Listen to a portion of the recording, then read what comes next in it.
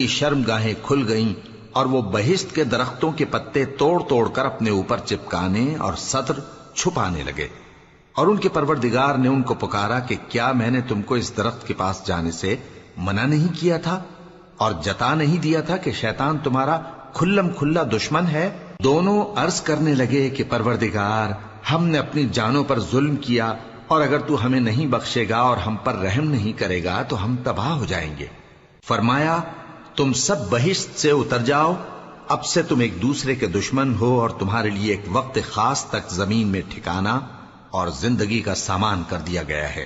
فرمایا کہ اسی میں تمہارا جینا ہوگا اور اسی میں مرنا، اور اسی میں سے قیامت کو زندہ کر کے نکالے جاؤ گے۔ اے بنی آدم، ہم نے تم پر پوشاک اتاری کہ تمہاری شرمگاہوں کو چھپائے اور تمہارے بدن کو زینت دے، اور جو پرہیزگاری کا لباس ہے وہ سب سے اچھا ہے۔ یہ اللہ کی نشانیاں ہیں تاکہ لوگ نصیحت حاصل کریں۔ اے بنی آدم، دیکھنا کہیں شیطان تمہیں بہکا نہ دے، جس طرح تمہارے ماں باپ کو بہکا کر بہشت سے نکلوا دیا اور ان سے ان کے کپڑے اتروا دیے تاکہ ان کے ستر ان کو کھول کر دکھا دے۔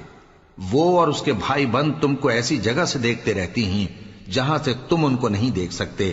ہم نے شیطانوں کو انہی لوگوں کا رفیق بنایا ہے جو ایمان نہیں رکھتے، اور یہ لوگ جب کوئی بے حیائی کا کام کرتے ہیں تو کہتے ہیں کہ ہم نے اپنے بزرگوں کو اسی طرح کرتے دیکھا ہے، اور اللہ نے بھی ہم کو یہی حکم دیا ہے۔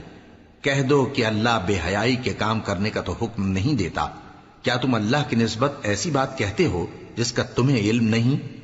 کہہ دو کہ میرے پروردگار نے تو انصاف کرنے کا حکم دیا ہے، اور یہ کہ ہر نماز کے وقت سیدھا قبلے کی طرف رخ کیا کرو اور صرف اسی کی عبادت کرو اور اسی کو پکارو۔ اس نے جس طرح تم کو ابتدا میں پیدا کیا تھا اسی طرح تم پھر پیدا ہوگے۔ ایک فریق کو تو اس نے ہدایت دی اور ایک فریق پر گمراہی ثابت ہو چکی۔ ان لوگوں نے اللہ کو چھوڑ کر شیطانوں کو رفیق بنا لیا اور سمجھتے یہ ہیں کہ ہدایت یاب ہیں۔ اے بنی آدم، ہر نماز کے وقت اپنے آپ کو مزین کیا کرو، اور کھاؤ اور پیو اور بیجا نہ اڑاؤ کہ اللہ بیجا اڑانے والوں کو دوست نہیں رکھتا۔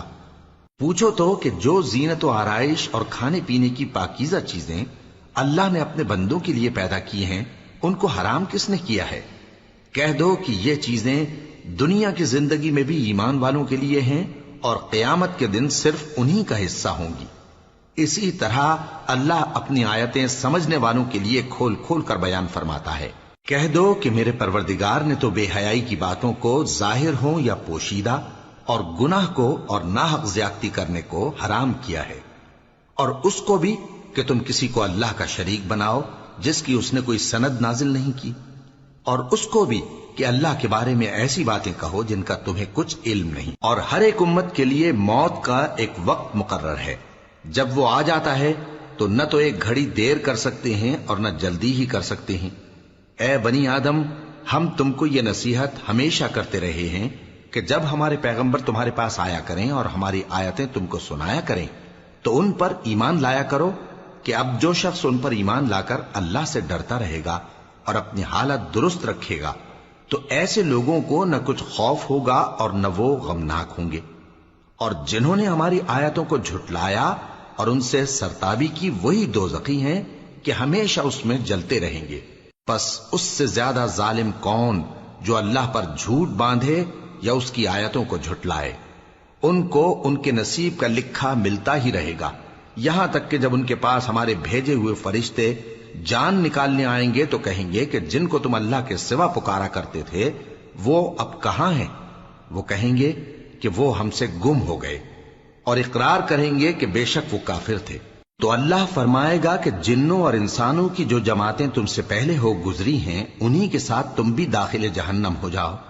جب ایک جماعت وہاں جا داخل ہوگی تو اپنے جیسی دوسری جماعت پر لعنت کرے گی، یہاں تک کہ جب سب اس میں داخل ہو جائیں گے تو پچھلی جماعت پہلی کی نسبت کہے گی کہ اے پروردگار، انہی لوگوں نے ہم کو گمراہ کیا تھا، تو ان کو آتش جہنم کا دگنا عذاب دے۔ اللہ فرمائے گا کہ تم سب کو دگنا عذاب دیا جائے گا مگر تم نہیں جانتے۔